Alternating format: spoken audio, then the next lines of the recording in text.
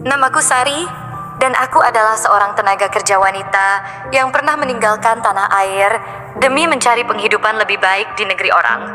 Tapi, siapa sangka, di balik pintu rumah majikan yang megah, hidupku berubah drastis.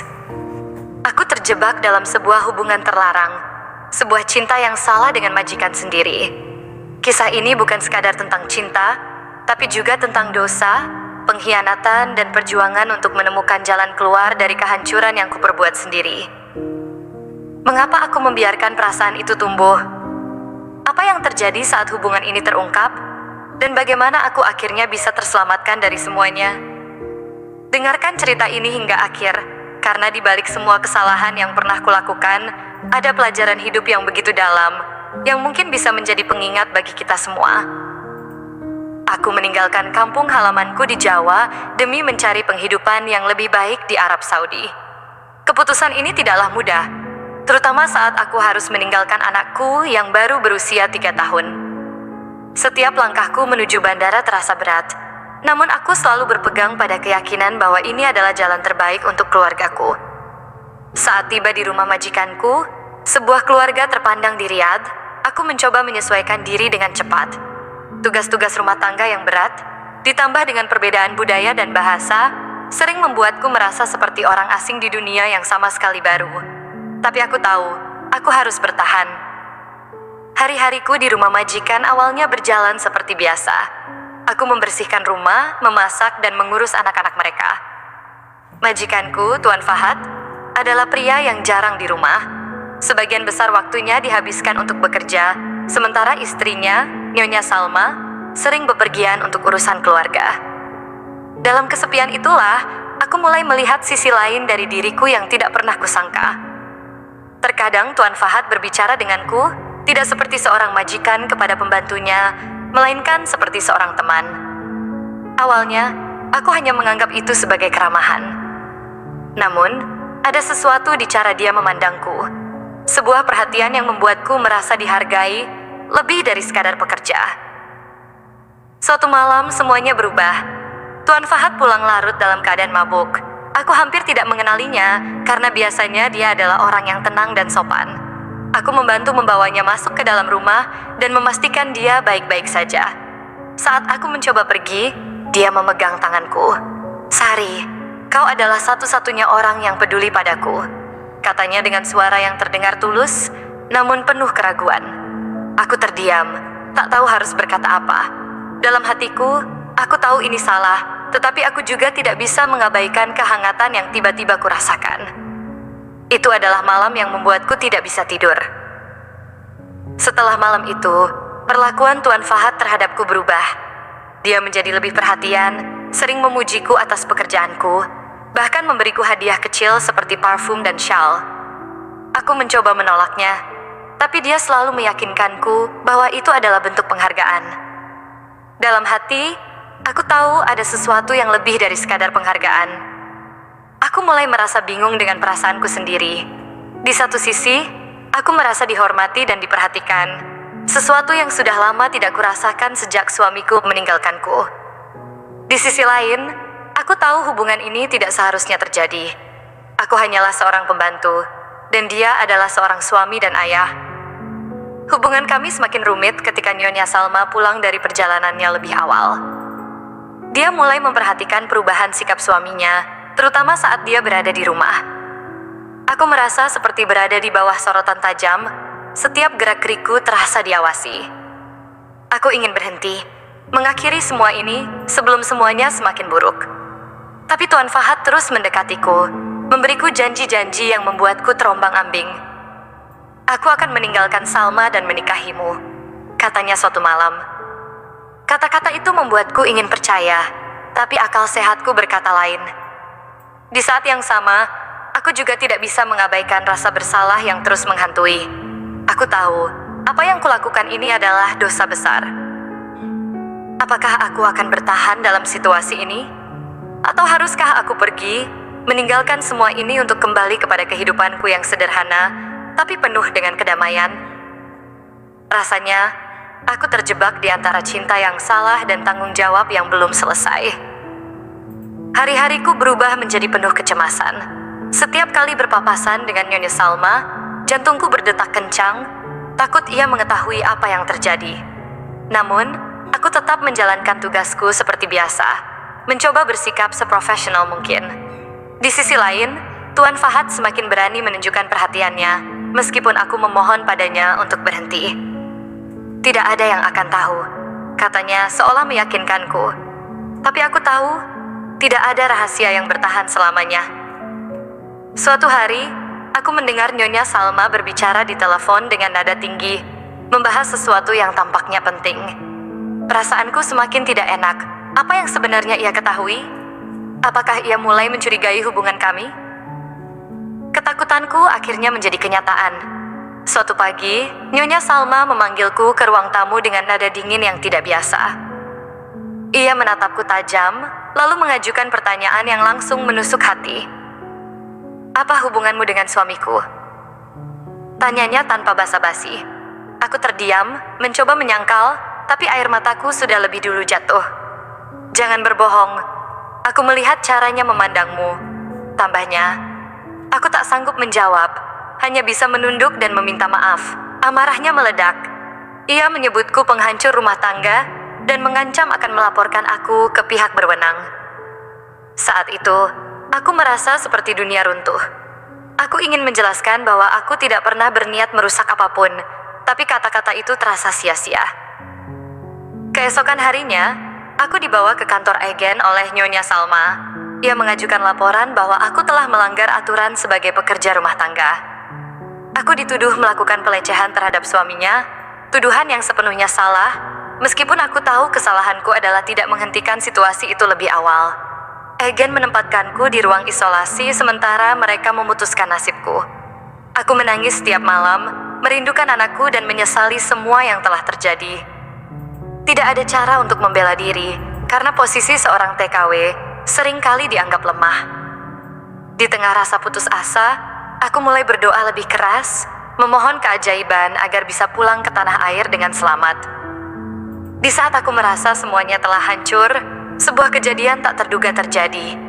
Tuan Fahad datang ke kantor agen, memohon agar aku tidak dipulangkan secara paksa atau dipenjara. Ia mengakui kepada pihak agen bahwa ia adalah penyebab utama masalah ini. "Ini bukan salahnya. Saya yang membuatnya merasa terjebak," katanya. Agen mendengarkan dengan ragu, tapi kehadiran Fahad memberiku harapan kecil.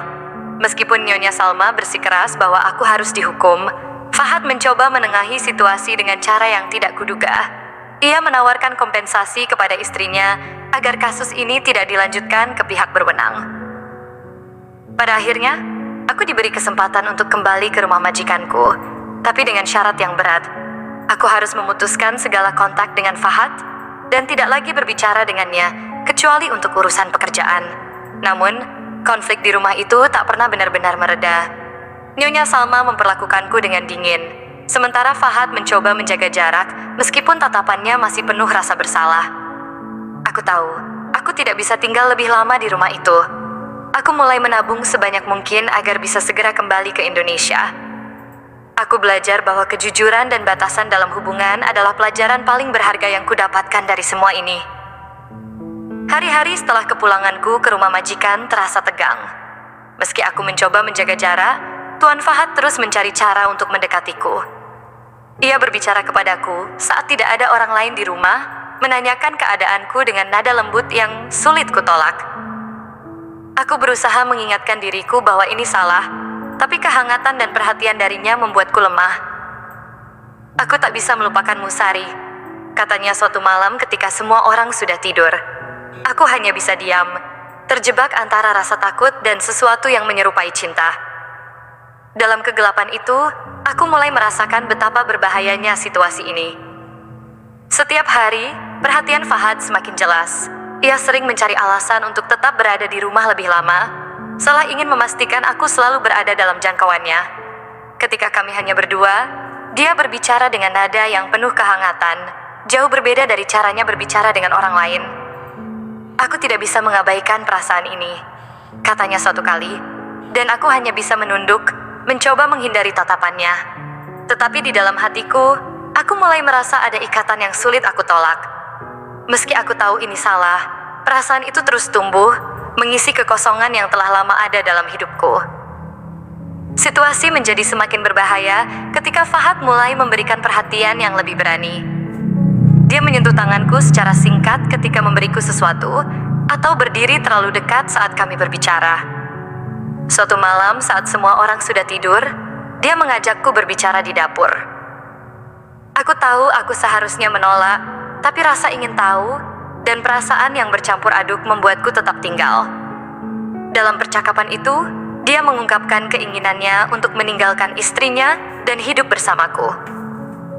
"Kamu berbeda, Sari. Kamu membuatku merasa hidup," ucapnya. Aku tahu aku harus pergi dari situasi ini, tetapi kata-katanya seakan merantai kakiku di tempat. Puncaknya terjadi pada suatu malam yang sunyi. Fahad mengajakku ke ruang tamu setelah semua lampu dimatikan. Aku mencoba menolaknya, tapi dia bersikeras bahwa dia hanya ingin berbicara. Dalam gelapnya malam itu, dia memegang tanganku dan menatapku dengan intens. "Aku mencintaimu, Sari," katanya pelan, hampir seperti bisikan. Saat itu, aku merasa seluruh dunia berhenti. Aku tahu apa yang akan terjadi jika aku tidak segera pergi. Namun, rasa bingung dan takut membuatku tetap berdiri di sana. Dia mendekat, terlalu dekat, dan aku bisa merasakan napasnya di wajahku. Jantungku berdebar kencang, tetapi akal sehatku masih cukup kuat untuk melangkah mundur. Aku berhasil melarikan diri dari situasi itu, berlari ke kamarku dengan hati yang kacau. Aku menangis sepanjang malam, merasa bersalah atas semua yang telah terjadi. Aku tahu aku sudah melewati batas dengan membiarkan Fahad terlalu dekat. Namun, aku juga sadar bahwa hubungan ini tak akan pernah membawa kebahagiaan. Keesokan harinya, aku menghindari Fahad sejauh mungkin, tapi aku bisa merasakan tatapannya yang masih penuh dengan cinta. Aku merasa seperti sedang berjalan di atas tali tipis, dengan bahaya besar di kedua sisi. Aku tahu aku harus segera mengambil keputusan, karena jika tidak, semuanya akan hancur. Setelah malam itu, aku merasa hubungan kami semakin sulit dikendalikan. Fahad tampak semakin gelisah dan lebih sering berusaha mendekatiku, meskipun aku berusaha keras menghindarinya. Suatu kali, saat rumah sedang kosong karena Nyonya Salma pergi keluar kota, Fahad memintaku menemaninya di ruang tamu.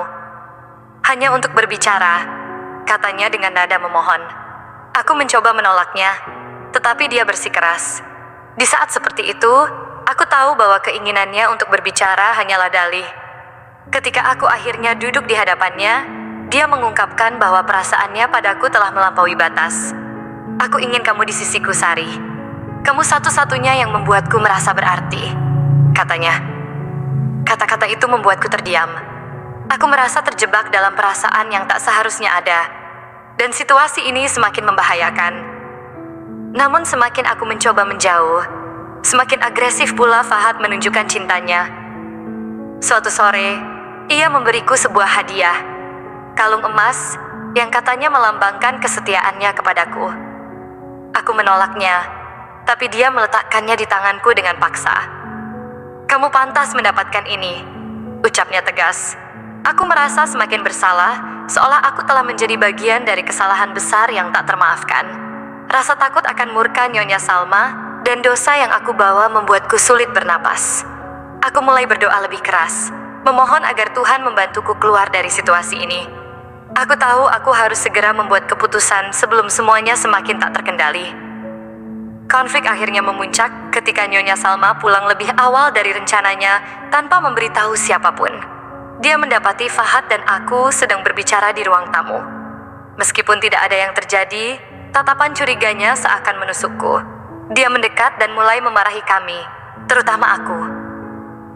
"Kamu tidak tahu malu, kamu hanya seorang pembantu," teriaknya dengan penuh amarah. Aku mencoba menjelaskan, tetapi suaraku tenggelam dalam kemarahannya. Salma mengancam akan melaporkan aku ke polisi dan mencabut izinku untuk bekerja di Arab Saudi. Aku merasa seluruh hidupku runtuh saat itu juga. Aku tahu ini adalah hukuman atas kesalahanku yang membiarkan semuanya terjadi sejauh ini. Ketika aku dibawa ke kantor agen, aku sudah pasrah bahwa ini adalah akhir dari segalanya. Namun, Fahad kembali melakukan sesuatu yang tak terduga. Dia datang dan berbicara langsung kepada agen, memohon agar aku tidak dihukum lebih jauh. Dia mengakui bahwa semua ini adalah kesalahannya. Dia tidak bersalah. Saya yang memaksanya, ucapnya dengan tegas. Kata-kata itu membuat semua orang terkejut, termasuk aku. Nyonya Salma tampak murka, tetapi Fahad berjanji akan mengganti kerugian apapun yang diinginkan istrinya. Dia bahkan menawarkan uang kompensasi kepada agen agar aku bisa pulang dengan selamat ke Indonesia. Meskipun situasi ini memalukan, aku merasa ada kelegaan kecil karena aku akhirnya bisa keluar dari hubungan yang salah ini. Akhirnya, aku kembali ke Indonesia dengan bantuan agen dan kompensasi dari Fahad. Saat pesawat lepas landas, aku menangis, merasa lega sekaligus bersalah. Fahad telah menyelamatkanku. Tetapi aku tahu cinta yang dia berikan kepadaku tidak akan pernah menjadi sesuatu yang benar. Aku kembali ke kampung halamanku, memulai hidup baru dengan pelajaran berharga. Aku belajar bahwa cinta tanpa batasan dan tanggung jawab hanya akan membawa kehancuran. Kini, aku berusaha membangun kembali hidupku bersama anakku, berpegang pada harapan bahwa aku masih bisa menemukan kebahagiaan tanpa melukai orang lain. Dalam doaku, aku memohon agar Tuhan memaafkan dosa-dosaku dan memberi aku kekuatan untuk menjalani kehidupan yang lebih baik.